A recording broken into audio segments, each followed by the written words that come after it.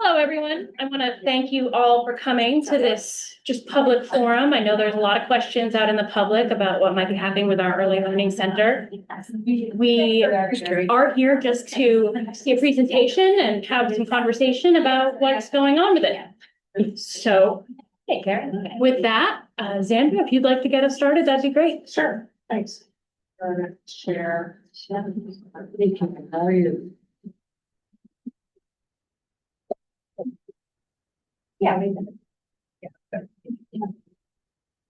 Great. So thanks. I appreciate you having me here tonight, and I appreciate everybody showing up to ask the questions and some feedback. I hope and look at this presentation. If anyone has any questions, just you can stop me as we go along. You guys hear me okay?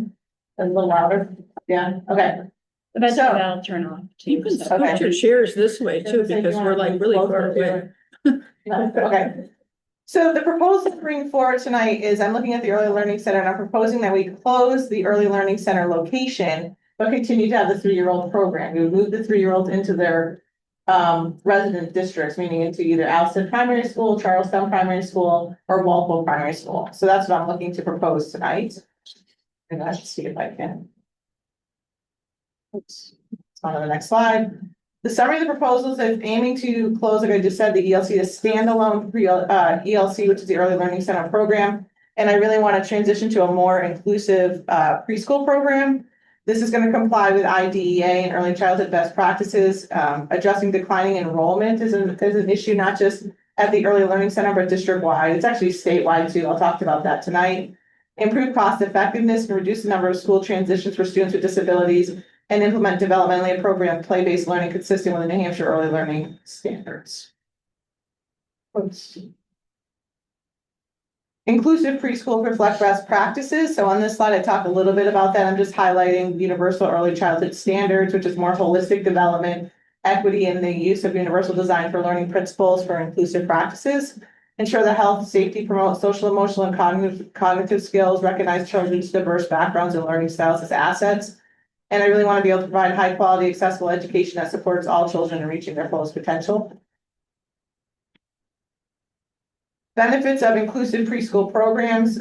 Children learn empathy, patience, and acceptance by interacting with peers who may have different abilities or needs. This is not to say that this hasn't been occurring at the Early Learning Center. This has. This program has been phenomenal through the years. So when I go through this, I don't want to take away from what the Early Learning Center is or has been. It's been an asset to our community.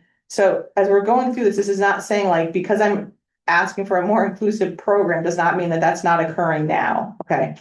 But being part of a group fosters a sense of belonging, confidence, and identity. I want to build social emotional intelligence, perspective taking from a young age. Inclusive settings encourage collaboration and communication. Children learn to express themselves in diverse ways through play. Again, more benefits of inclusion, exposure to a variety of learning styles and supports, visuals, hands-on, mixed ability environments promote richer problem-solving abilities and creativity.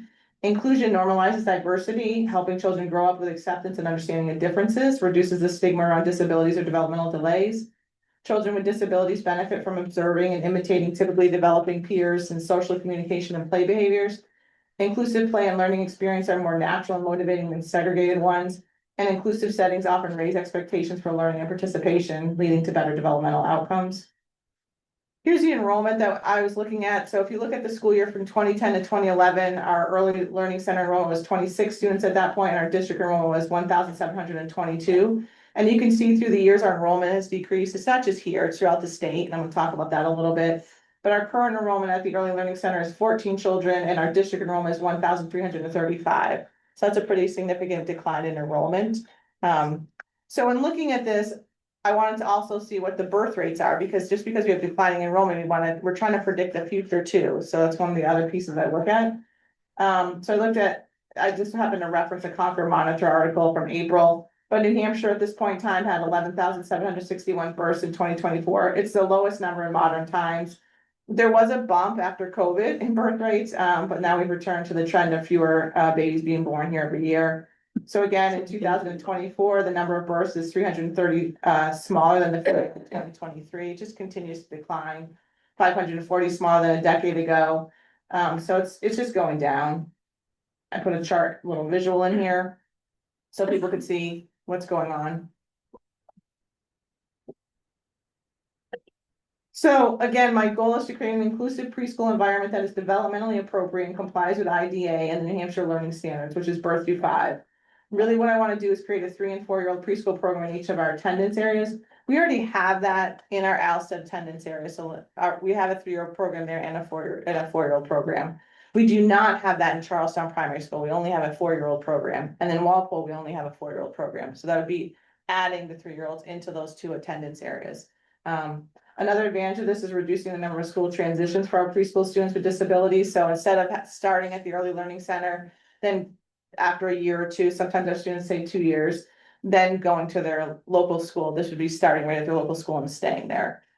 When I look at this, there's been some questions that have been raised, like, well, would it be a combined 3 and 4-year-old classroom? Would it be a separate 3-year-old session, a 4-year-old session? I really would leave that up to the individual towns, the individual attendance areas to decide how they wanted to do that. I think there's advantages and disadvantages to both. I think our preschool teachers know best as to how to address early learning, early childhood. When you look at Alstead right now, they have a separate 3-year-old, and I'm looking at Mallory's here. They have a separate 3-year-old program and a 4-year-old session, correct? Yes. Another attendance area may say, I would like to do a combined 3 and 4-year-old.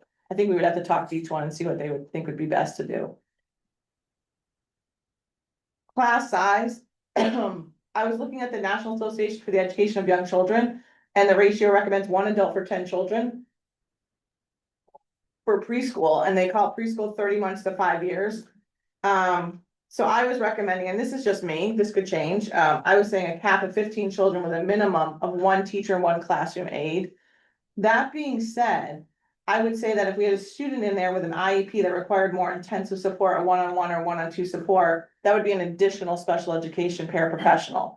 So you could have a classroom with a teacher, a classroom aide, and then also a special education paraprofessional. So there could be 3 adults to the 15 children, depending on the level of need of that classroom.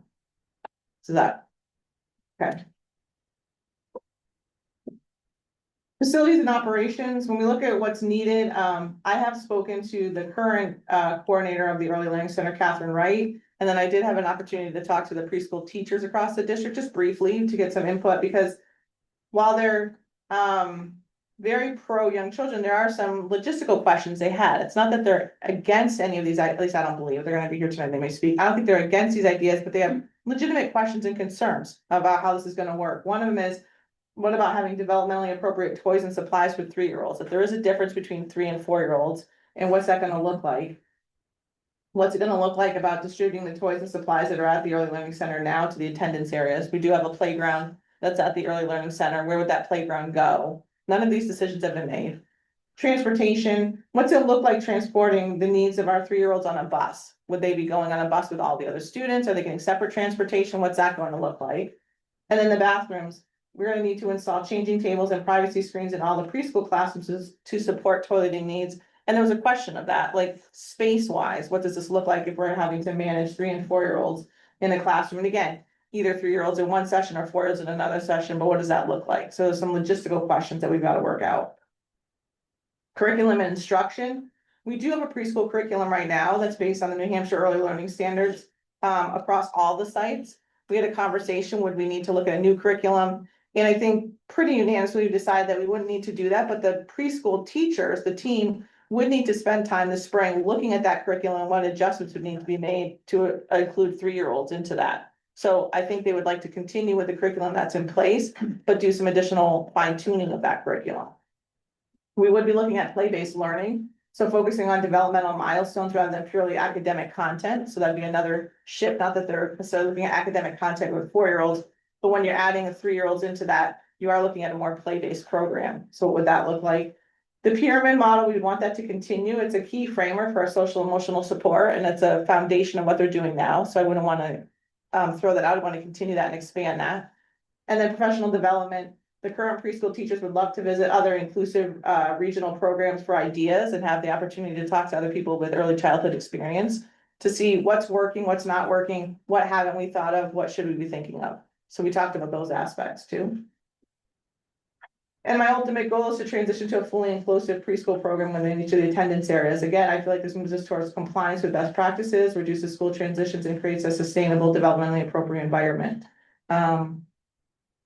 So that's my presentation. That's what I'm looking for. And again, tonight, my hope was that people would show up and have questions and have feedback, because the only way we're gonna be able to do this is to get the questions and things I haven't thought of. And to get that feedback from the people that are doing the job and really know the boots on the ground.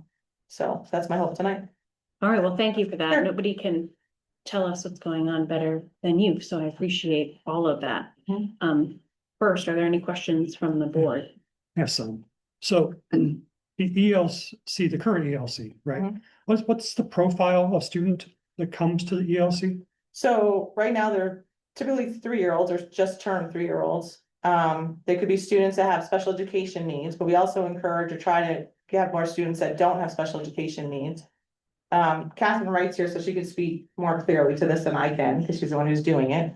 But that's the profile of the students. So they have a range of needs. We may have a child that has a speech and language needs, you could have a child that has more global developmental needs. There's a range. So it's currently an inclusive classroom.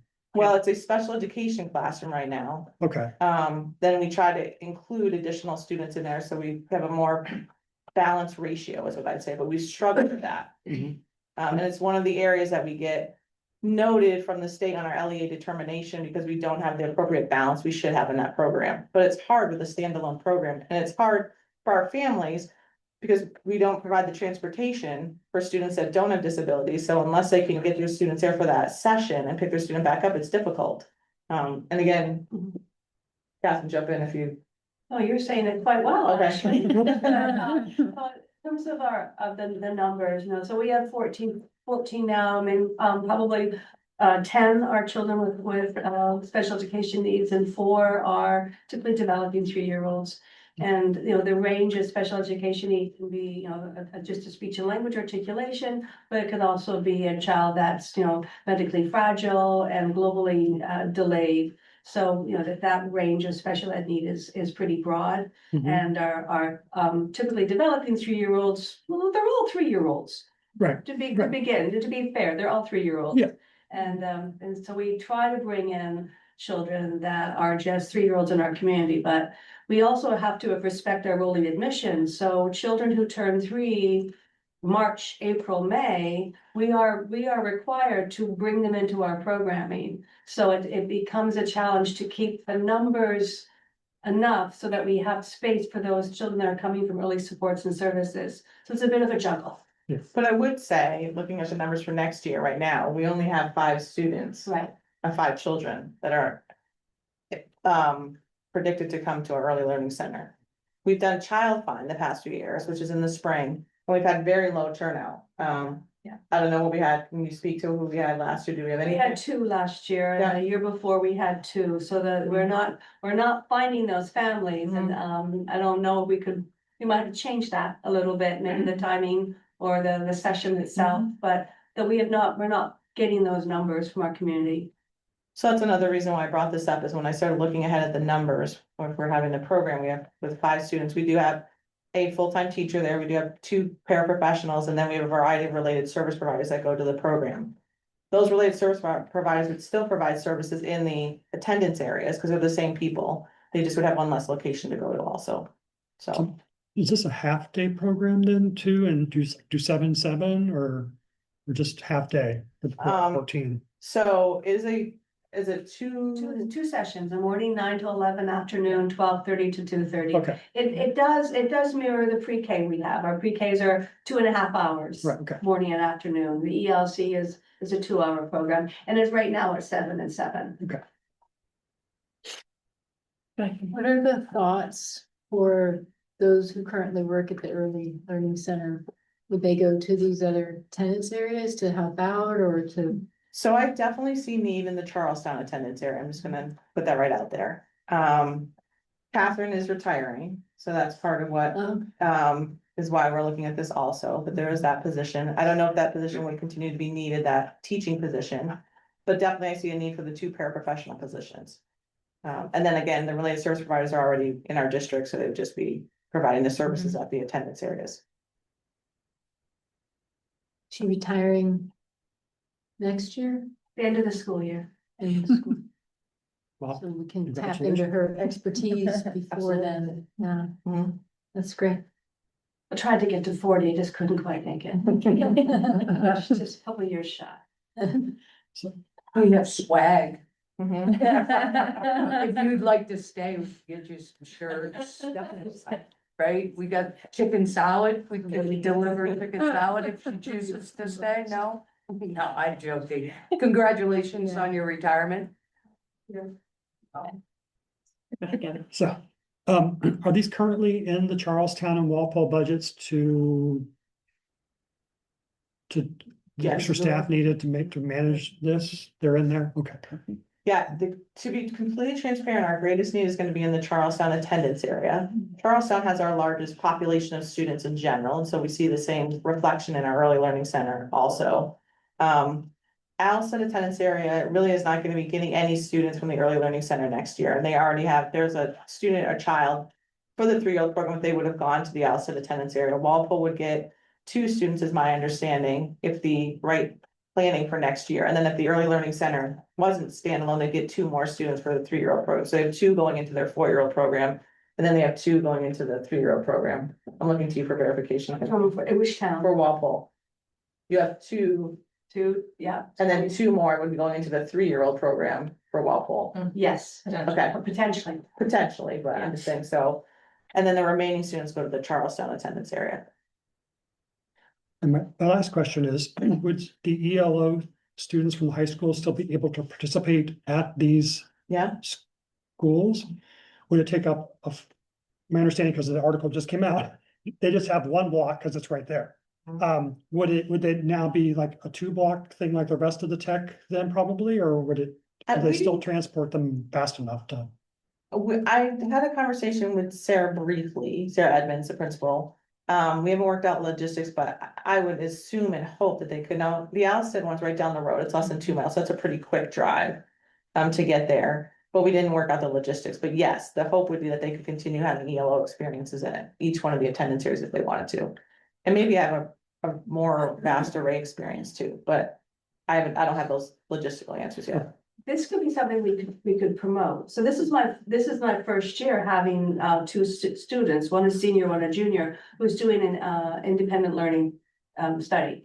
And this might be something we could promote more, with our high school students, or to have them have that experience. And it doesn't necessarily have to be tied, and we don't know what the blocks are because it depends on what their other classes are, but it could be something we could really engage and promote in a really positive way. For any of our seniors or juniors who are looking for early childhood, or are wanting to be working in related services. So it's I kind of think exciting. they'd actually get a broader understanding of early childhood education by being in an inclusive classroom with 3 and 4-year-olds. So it might actually be Yes, a yeah. boon for that purpose of students who are interested in that. So I'm gonna look at Chris, because he's kind of been at the primary school for, couple of years you were there? As far as spacing, is there space in there to do the changing rooms and the? I think space is a need at every building, and every building's gonna have to address it a little differently.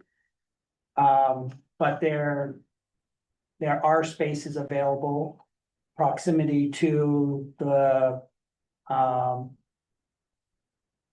proximity to the classroom would have to vary within each building, I guess, and there would have to be some logistical pieces worked out of where that's gonna happen. Some of the bathrooms are big enough to be able to accommodate, and others may not be, so it just depends on the school setting. Yeah, and going back to ELOs for the high school, we did last year, Charlestown Primary School had an ELO in kindergarten and 1st grade. For 2nd semester, and it worked incredibly well. They were there most of the day, but that was their choice based on their ELO service. So it is possible to have it within all the attendance areas. Do we check in with the individual classroom teachers before an ELO goes in? We don't just assign a student to that classroom, correct? So typically an ELO is a conversation with the high school principal and the principal that they're going to for that school. And then a good choice is made of where that person would fit best, what they're looking for. So if it's early childhood, it would be either the ELC or the pre-K programs. Somebody was looking at kindergarten, so we had a person join us in kindergarten last year. I just know it's one more step for the classroom teachers to become educators for Correct. 2 levels at that point. So I just want to make sure that we're. Yeah, checking in. it's by choice, but often they're very accepting and want to have that engagement with the high schoolers. Which I think is great. Just want to make sure we're Yep. checking all the boxes. Go ahead, Karen. I have a couple questions. What, are you looking at implementing this next school year or before retirement? Next school year would be my hope, Next school year? Yeah. So in the fall? in the fall. Right, Okay. well, August. And are there families that will be impacted by this that are aware? Well, I think tonight is our first public Okay. forum, so yeah, so they're gonna be, yeah, absolutely, there will be. And I'm sure there'll be questions and concerns, and that's part of why we're doing, at least that's what I'm Right. hoping. Why we're doing this. I didn't know if you had maybe some conversations already, one-on-one with some of the families that you see as being impacted. I had a conversation tonight with a parent who couldn't make it to the public forum. Okay. And I just explained what was going on in the public forum, but I haven't had any conversations because Okay. it's all just fairly new and we're all sort of getting our feet wet with it. And I think part of what I was hoping for tonight too, by presenting this and with the school board too, is to see. Is this something we wanna pursue going forward? And is that do I have a reasonable timeline? Or you may say to me, it's not reasonable, we need to wait a little longer, I don't know. And I don't know what questions might be posed tonight that I might not have thought of yet, so that's part of what I'm just. Kind of information gathering, but also recognizing we're in budget season, so some of these decisions have to be made sooner than later. So that's why I'm trying to get as much as I can together as quick as possible. Are there any more questions I from? have one other question. So how will the special education, you said that if a student went in that had special needs, that a paraeducator, a special ed paraeducator would go in. But- Depending on the student's special needs. But who would be monitoring their special education? So we still need to have an early childhood coordinator. Mhm, I wouldn't see putting that onto the preschool teachers because their hands are gonna be full. mhm. So we're gonna have to assign somebody else. I don't have the specific person to give you tonight who would do that. Right now, it's an add-on position to Catherine's position, so it's a stipend position. I still see it being a stipend position, we just have to figure that piece out. For the preschool, right now, how it works in the attendance areas is that one of the special education teachers case manages those preschool students. So take Alstead as an example. One of the Alstead special ed teachers would case manage the kids. Possibly, yes. I mean, that is the plan, but those are the logistics we gotta look at and talk through. Yeah. Because that's just a really big age range that Mhm. they would be case managing.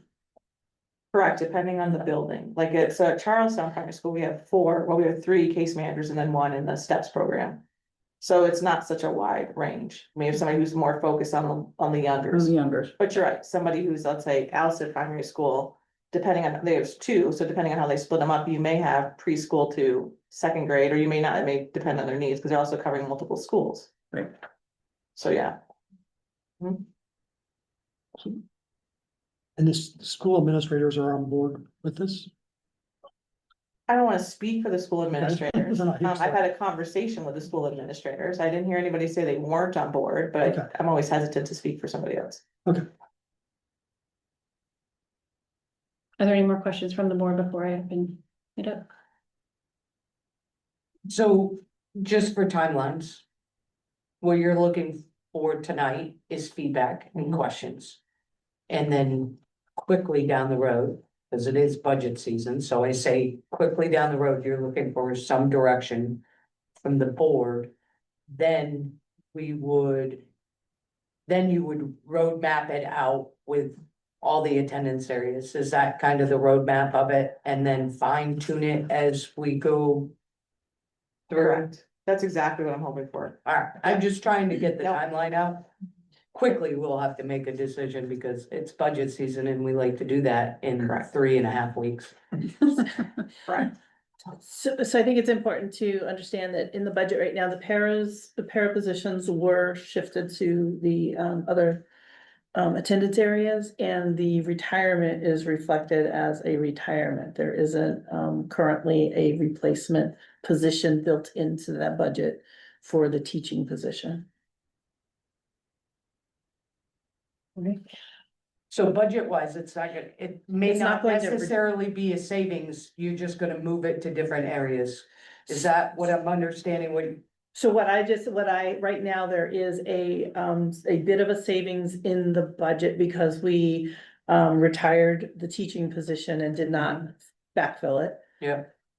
The other positions, I already shifted them out of ELC into other attendance areas. So there's no further, I don't believe there's any further reduction to the budget if you say move forward. And if you say, wait, we want more time to consider this, we need to add in a teaching position. Alright. And reshift, move people from attendance areas back into the ELC. Right, I'm not sure how much of a savings per se there's gonna be right now, because we also need to look at some of these logistical questions. Sure. Of supplies and what this looks like with the bathrooms. There's some other pieces to this. And that's again why I'm trying to gather information to see, is this timing right? And if it is right, what type of preparation do we need to do to make this happen by August? So we do it well. And there is a little bit of question because currently the ELC is funded through method 6. And Correct. now it's gone out into the attendance area, so that changes a little bit of where the money comes from. So instead of being a shared cost district-wide, Charlestown now will pick up certain pieces and the other attendance areas will direct cost. But that's fine, I'm fine with that, because that tax rate that you gave us has this already kind of worked into it, correct? So I hate to make this about money, I really do, because I think this has to be about kiddos. I just wanna make But sure you that you have, know you what. have to understand Charlestown's concern, we cannot put any more money on that tax rate. Or the numbers are gonna go down even more. All right, I'd like to open it up to the members of the public.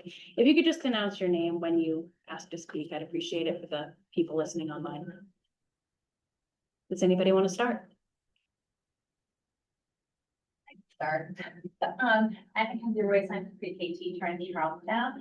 I think just one thing I didn't see, when we're talking about putting the cost back into the school, when I think about like our 4-year-old, sorry, my voice is off down, so that's the public, but,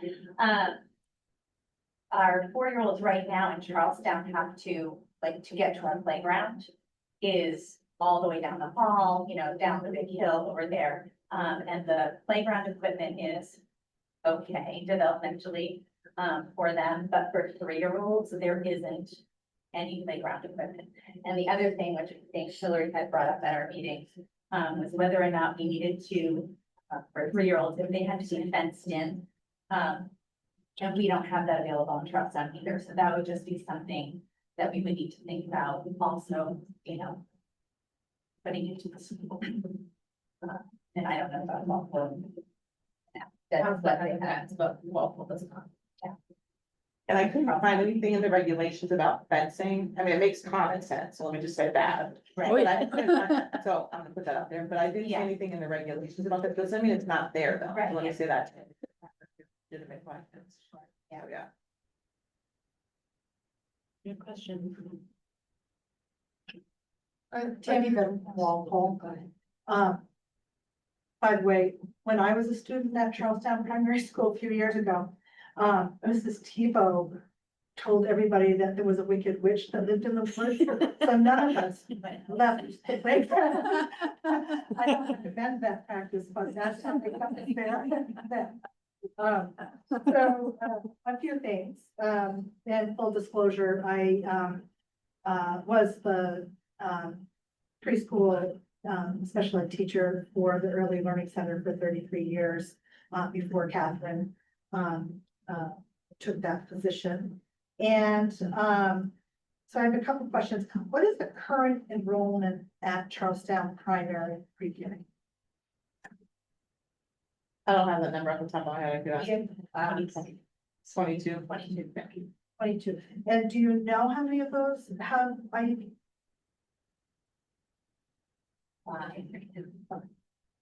So, I was just wanting to make sure that you add some more children with IEPs, that your ratios aren't going to get out of the line, because you can't have more than 50% of the students with IEPs in that type of a setting. I assume you're gonna keep it as a regular education classroom. That's my hope. Yeah, that'd be my plan. Yeah, Yeah.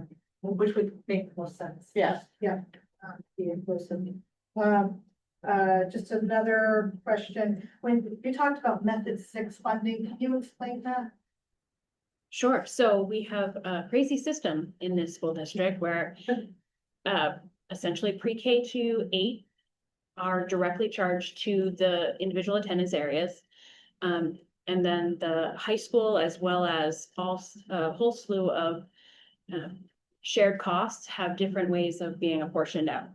Method 6 is apportioned mostly via ADM, which is average daily membership in attendance, residency. And so that's a lot of our special education costs. They are a lot of the, oh, I'm sorry, can you all hear me? They are, I forgot my train of So thought. I'm sorry. It's okay. And method 6. Special ed costs in method 6, it is the shared programs that we have, so it doesn't matter what attendance area you live in. If you have a student who needs a special program, we have one at each attendance area, including the high school, and all district kids go to any of those programs as they need. So the Early Learning Center, of course, was the earliest level of special programming, for lack of even better terminology. And so all district students were eligible to attend, and it was a shared cost among all 5 towns. So that's where method 6 comes into this discussion. So equal to each town, It is not equal. It is based on, based on attendance. right, a percentage. Like Charlestown has about 46% of the students, so they paid about 46% of that cost. I think Langdon has about 1.2%, so they paid about 1.2%. So I mean, So Yeah. it's, not quite 1.2. well, yeah, because the high school takes 33%, which then gets, it's, so like Langdon pays like whatever percent plus a small percent of 33%. It's very complicated. And what's the plan for the building, the early learning center building? Great question. This doesn't fall into my purview. How big is it? Right.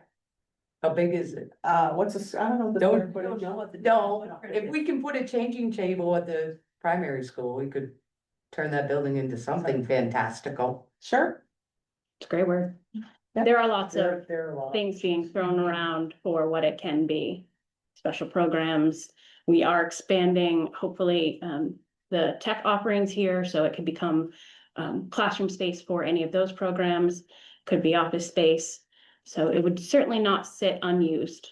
That Mhm. My biggest concerns would be, case management, who case manage, and that extra work put on somebody, case management of children turning 3 throughout the school year. This is the family's first introduction to school systems, to special education, as it is for for the next 18 years of their child's life. It's a critical point in for a family, and it requires extra time and care. And I know the burden already on most special educators in the towns, and hoping that that's really carefully thought through, whether there might be a portion of the money savings from eliminating a teaching position in the district. I mean, you can call it retiring them out, but it's eliminating a teaching position, and that case management part that was part of that. So that was one big concern. And the other one is that, concerned about the numbers and really it's Charlestown that I'm concerned about because I know historically the population numbers and the counts and being concerned that the ratios could easily get out of whack. There are some thoughts I have, and I've already offered to Xandra to work with a team or whatever if they're interested, but I'm working with lots of other school districts in New Hampshire, struggling with the same kind of questions, and there's some really creative ways to work about those children who turn 3 partway through the school year, and some special programming that wouldn't put them into those 3 to 4-year-old classrooms yet. There would be some other options for that. So it might be something to consider. Okay, love to hear, definitely. Yeah, I think you have a wealth of knowledge with Tammy, so. And going to Tammy's question on Charlestown, just having some historical knowledge of it. You are right, when we, for a number of years, we had wait lists of 12 to 15 at pre-K, and that was filling the class of 30. The past 2 years and actually 3 years, we have not had a wait list. We've been approximately 22 to 27 was our biggest number. We have not had a class of 30 in 3 years. But that doesn't mean that it can't change overnight. Yeah. So. So that brings up a point then. Would these students who normally would go into the ELC have a priority then in the would they get priority status to go into pre-K if there was a waiting list? And I think that's the logistical questions we've got to figure out. I think Yeah, that's, I'd like to add that to the list of logistical questions to think about, because I think it's important that. it's that if they- very important that we figure that out. Yeah. And look, and it's really going to be Charlestown. I don't see that occurring in the Walpole attendance area, and I don't see it occurring anything else at attendance area with the population I'm looking at right now. Mhm. Yeah, and that's what we'd have to look at, and I think that's where Tammy's bringing up the point of it's probably not gonna happen right at the beginning of the year. It'll be that teetering, that February, March time when you have children that are 2 turning 3 that then may have a disability, and what does that look like? And is that going into the preschool program, or is there some other option? I don't know, but you're absolutely right. It's possible that could happen. And what's our policy procedure, however you want to say it, going to be for those students? Are we gonna hold a spot or 2 in the classes just in case? Or do we decide, no, we're not gonna do that, we're gonna run the risk? I don't know, we'd have to figure that out. Yeah.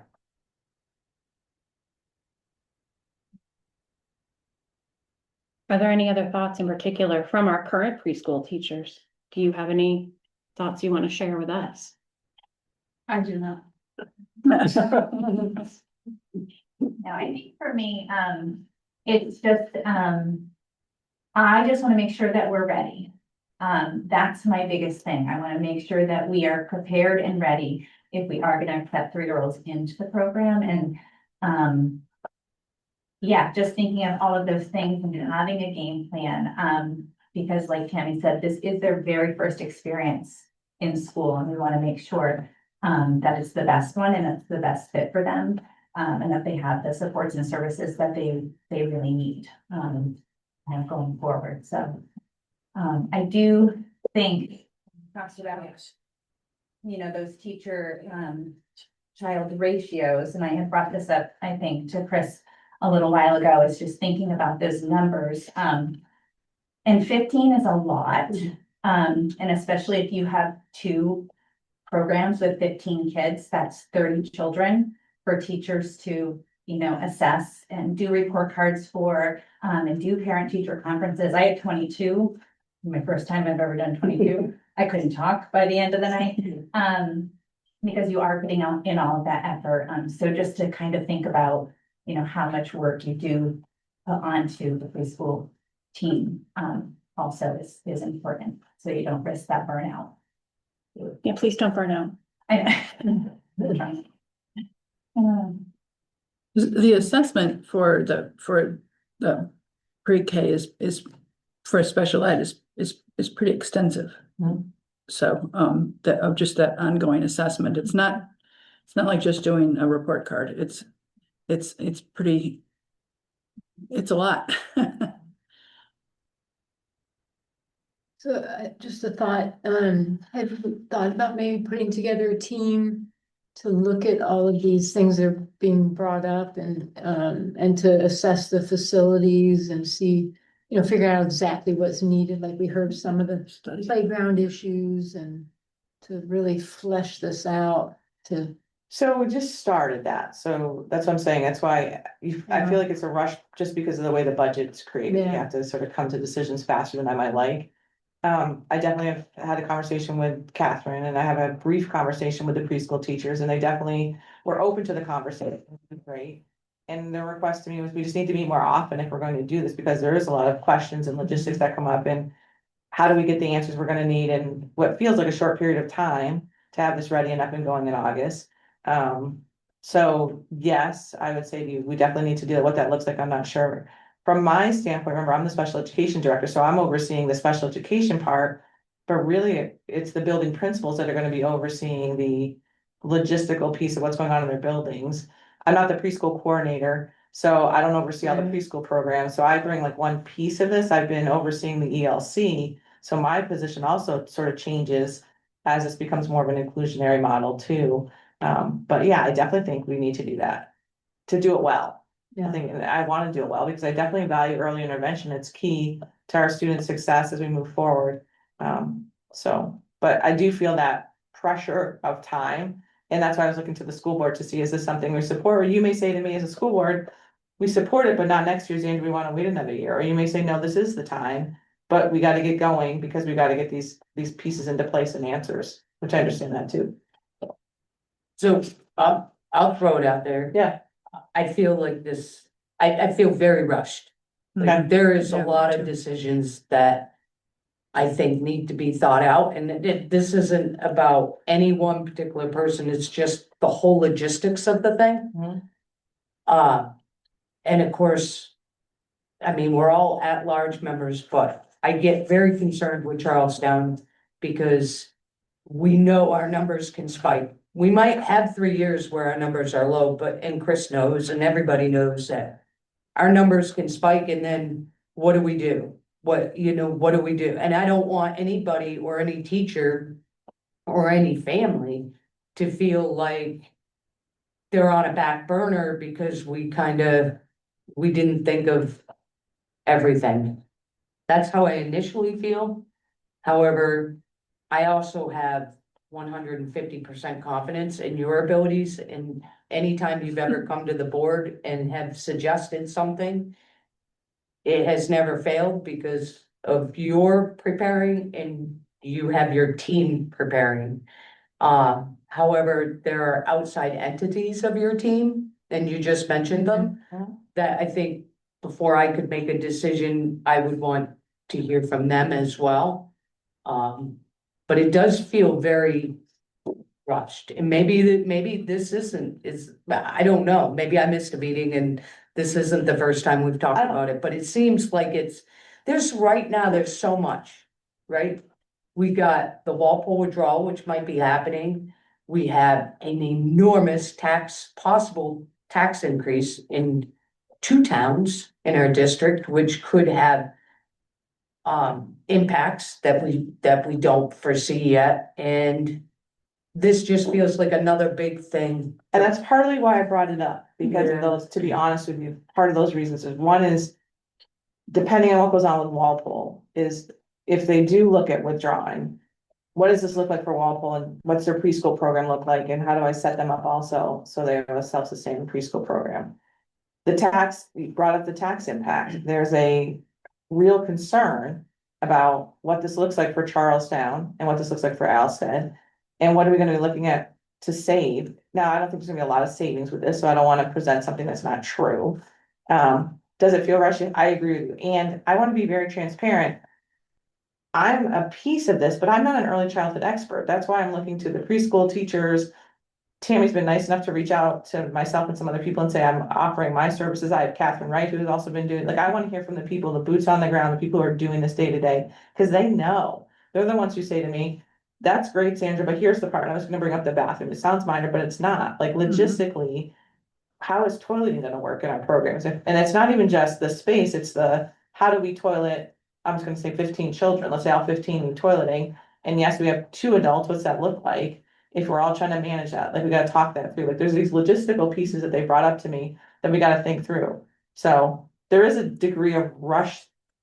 I also feel the same way, but I also know our budget, so I also know I have to present this proposal, so you can have time to either say, yes, let's look at it, or no, we're gonna have to wait. Which is okay too, it's that balancing act. And knowing that I just don't want you to come to me next year if enrollment's I down, won't. not you, you as a collective. My and Kevin, say- Kevin and myself will not be coming to you. I'm saying it's a collective and say, Counting the there's 5 children, or there's 7 children in the early learning center, but you have a teacher, 2 paraprofessionals, a variety of related services staff, I have contracted service providers. We have people coming in to do an EL, I just don't want you to come to me and say, that's a lot of adults for a small number of children, why didn't you say something, Sandra? So I feel like my job is always to be honest and tell you, here's what's going on. And then I rely on you, and we have this discussion, so we can do what's in the best interest for our children. So that's why I'm bringing it forward. If we may decide what's in the best interest is not to do this right now, wait another year, or maybe not even wait another, maybe they'll say it's not in the best interest period, and that's okay, and we understand the financial implications, and we're okay with that. But my feeling's always putting information forward, get questions, get feedback, so I can hear from other people that do this. And to hear from people that can say, here's something you haven't thought of, because I don't think of everything. I need to get that feedback from people, is my view. So, Do you, yeah, as well as our other administrators and educators here, think it's feasible to put a group of people together and come up with a report that can come back to the school board for the 15th of December? I know it's tight, but if we have to make this decision, we have essentially, we either have to continue on with the budget the way it is and figure it out, or we have to hire a person to be in Catherine's position. And so both of those things are of the essence. And so, what do you mean by a report? well, to have the people who with boots on the ground could come back and say, I need this, this, this, and this in order to do this, we think it's feasible. Mhm. Or we need this, this, and this, and there is no way we can do it in a year, so please hire someone. I don't wanna, so here's what I'm gonna say, and I don't wanna speak for the people that are here tonight, but I think part of what they're gonna say is there's a degree of uncertainty as it depends on the children's needs. So, and you guys can correct me if I'm wrong, but if you have a 3-year-old, a typically developing 3-year-old, they're gonna say, okay, this is our needs. If I say to them, you're gonna have a 3-year-old that has some pretty global developmental needs, I anticipate the preschool teacher may come back and say, that's different than the 3-year-olds are typically, and if I'm wrong, you guys just correct, just jump in. So I think that's gonna be the difficult part, to be honest. So I think they could probably come up with multiple avenues or multiple things, but I don't know if we could do it on the 15th. It's up to the preschool teachers to answer that. I think that's a very short time frame. I mean, I would be very uncomfortable making a decision on this without knowing some of that information. Sure. And even at its most basic level, to come back and say, well, we think we can do a construction project, we think we can add a playground, we think we can find funding in the budget for 3-year-old appropriate materials, we think we can find 2 more paraprofessionals and a case manager in this attendance area or that attendance area, like that's what we need to know before we can actually say, Sure. change the budget or go forward. This would be great if we had a year. It would.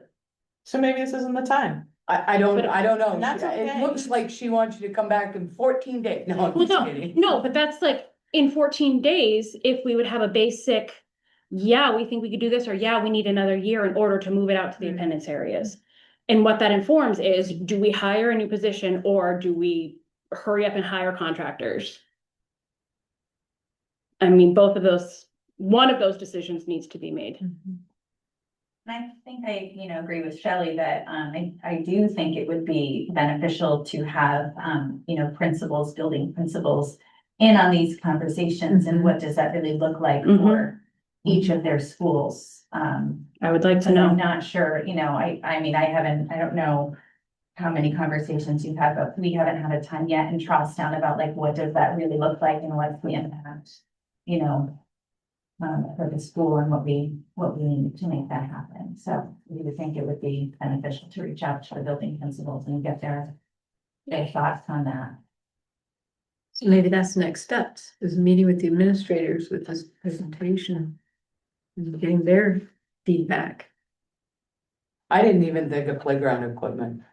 I mean, I'm not sure why a 3-year-old can't take a sled down that hill, because God only knows, I only broke 3 of my fingers when I did it like 5 years ago, but. Their legs are so tiny, they'd hardly get out there before they had to turn around and come I back. mean, Richard and I is gonna be that. If it's ideal conditions, you can get like 10 miles an hour off that hill. And when they set up the jump, Bouncy, right? they can go. Oh my gosh. But Elastic. no, I didn't even think of playground equipment. I also didn't even think of like the length of where their classroom is to even get to the playground. Like those are things that, you know, not a lot of school boards actually members really think about. I don't know about the fencing. Well, we have a little bit of There fencing. is a little bit, yeah. But yeah, just, there's a lot, changing rooms. I mean, primary school is already pretty tight. And I know that every year we change it. There's some storage thing and then I walk in there and the storage thing is gone. And then there's a room somewhere that I didn't think we could ever put a room. And, you know, it's amazing what they can do, but I just don't know if it's too much too fast. So and I hear you. The other thing I just want to be transparent on too, though, is we need to own. We probably won't have the inclusion that we strive for again at the Early Learning Center for another year because of the numbers of students. There may be sessions where there's just 1 or 2 students, maybe 3, in a session. So we have to also appreciate that too, which is nice in the sense of individual supports. You miss out on the inclusion piece with the modeling and the other pieces too. So we just want to be honest and we got to weigh that out too, that for those children in those programs, depending on who's there, what that looks like for them too. So I personally I'm not sure we can pull this all together by the 15th with the principals, knowing what's on their plates too, but I can't speak for them. So I can definitely reach out and see what we can do and talk to the preschool teachers and see what's on their docket too. It's just, as you know, this is a tough time of year between Thanksgiving to Christmas of what's going on in the schools and there's a lot going on. So What's our final budget date though, our budget? We did the budget together by In January. January, right? For the budget. Early January, right? Yeah. So we're going running into that. Well, that's what I was trying to come up with. Like, I don't know what our first meeting in January is, but if it's It's not the by the- 12th and your budget hearing is the 14th. Yeah, no. Right, oh, yeah, it's really. Yeah, I'm gonna work that down. So my thought is that if we can't gather the information we need in order to make the appropriate decision, Right. that we should not make a decision No. other than to say, Yeah. please hire a new a new Yeah. teacher. Additional. I feel like I think it's a great idea. I love the idea of having the kids included. I think that that's wonderful. There are a lot of questions, a lot of logistical questions. And the question about case management still just looms in my head, in terms of, connection with Head Starts and with the, birth to 3 groups and all of that. I'm thinking of Elstead, where they're already spread out between Langdon and Ackworth. And now they're gonna be spread out. That would need to get worked out. So, I think that, I think it's a great plan. I feel like to do it well, we need more time to think about it. Sure. But we're gonna come back in 14 days. We're Well, not that was- making any No, decisions we're coming tonight. back anyways. We're coming back anyways, yes. Yeah, I mean, we're not making any decisions Yeah, tonight. I mean, 3 We're, weeks in a row. we're, right, are we making decisions tonight? We're not, yeah, so, Who said that? but I think it's a great a great plan. No, I think this is all great feedback. This is exactly what I need to hear. I need honest, So- realistic feedback. And then we just know that we're gonna get dinged by the state one more year. Yeah. Too. Yeah.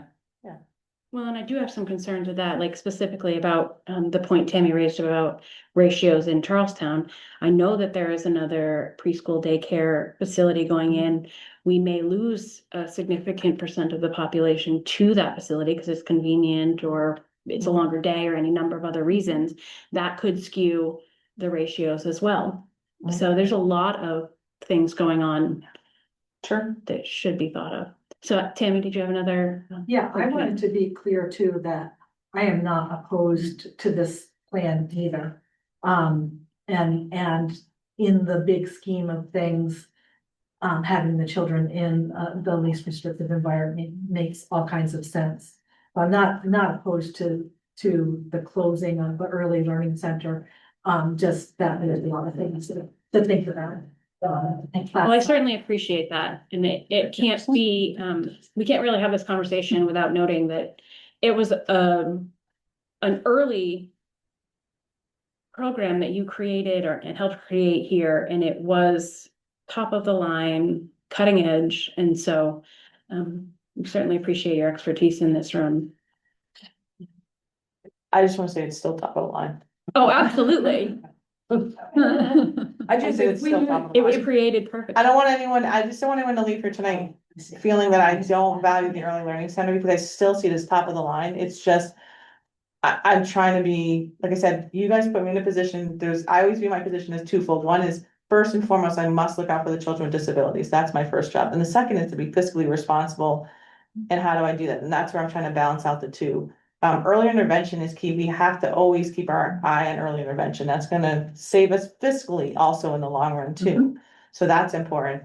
Our early learning center is phenomenal. The staff is phenomenal, the dedication, all of that's phenomenal. It's just our enrollments are going down. We're just at that point where we're gonna have to figure something out. So, Well, and I think that there's value to a program that's a really good program, always looking at it and saying how, what, what's the next step? How to make You know. it better. How to make Yeah. it better, I think Yeah. yeah, we're going to, our enrollment next year is gonna be even lower. If I'm gauging by my early supports and services referrals that, typically are starting to come in for March, April, and May. And I only have 2 right now for March. So, I mean, we got a bit inundated for the summer referrals last year, and there's always that, and you can't anticipate, you can't plan for everything, but it could be a very small program, what then makes it even more of a restrictive environment for our 3-year-olds.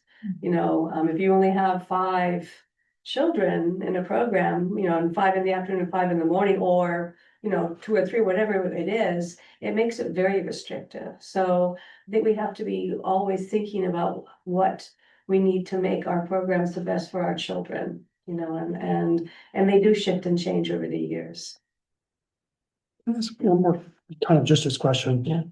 At Alsted Primary, there is a pre-K. Is that just 4-year-olds? there's a 3-year-old program also at Alsted Primary School. Okay. So another option, or just have you considered the option of just moving the ELC to Alsted? Since they obviously have changing rooms and, We don't have changing rooms. no, you don't have, no. How are you doing with 3-year-olds now? Your program is full right now, so you couldn't just add all the ELC Oh, kids okay. to our program. Okay, So I'm one teacher and I have a 4-year-old class and a 3-year-old class, Okay. so I couldn't also take on Catherine's whole gotcha. load. That would be. Okay, It's another. I'm glad you're here to answer my question. Could we consider opening it up to surrounding districts? And I say that as in like a tuition type scenario. I know there are surrounding districts that come to mind who might need this type of service, and it is an excellent program. People might be willing to drive their students half an hour if need be. I think that anything's possible, it's just depending on what we decide we wanna do. Right, the transportation's gonna be a piece, that's always a challenge, I think, for families. Because it is a short program, so to be able to get your child there and pick your child up or have somebody, you know, however you need to figure it out. That's the challenge I find with a lot of families. A lot of families look for that all-day program or, you know, but yeah, anything's possible. My kids went to the orchard school. Mhm.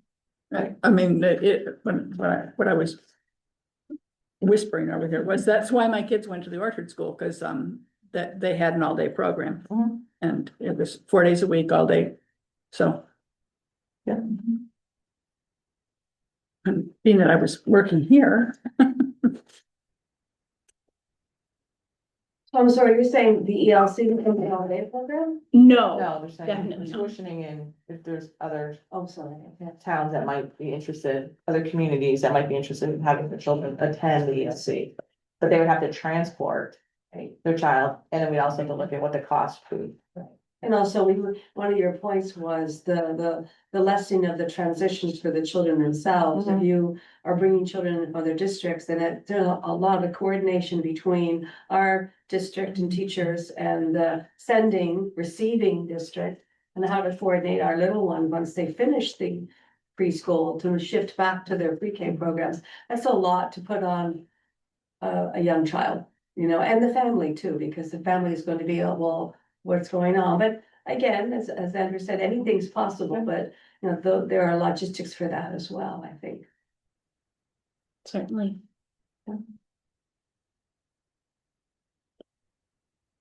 Was thinking of setting up nap areas in the US. Yeah. Okay, here we go. So I think the only question is really whether the administrators in each attendance area and the teachers who will be involved are able, or even think it's feasible to come back and tell us whether it's feasible in their rooms, in their buildings. Do you want to have that conversation and then let us know if there will be another presentation of that type of information, or whether we should make a decision based on what we have currently? Well, I think it's only fair to reach out to the building administrators. I wouldn't mind you to make a decision without getting that feedback. So I think to be fair, I need to reach out to the building administrators and the preschool teachers and give them an opportunity to say, is this logistically, can we meet and come up with this information before the 15th? Or what's our feeling? So I think that's what I'd want to do next. All right, if you would just let us know Yeah. whether that should be on the agenda for the 15th, or whether we really need to make plans to put this out a year. Okay. That would be wonderful. Sure. All right, are there any other questions before we close this forum? and the lights are turning off. Well, thank you all for being here. Thank you for the input and the information. If you take this back to your friends and neighbors, let them know that we're open to conversation and individual questions. So please reach out. Don't hesitate. There is obviously no stupid question, because this is involving people's lives, and their children are the most important thing. So if there's any sort of question, have them reach out. I think to any of their representatives, and we can pass it through to whoever it needs to go to if they're comfortable speaking that way, or they can call Misty directly and she can parse it out as need be. So thank you, That's right. Sandra, Yep. and we keep moving forward. Keep on, keep it on.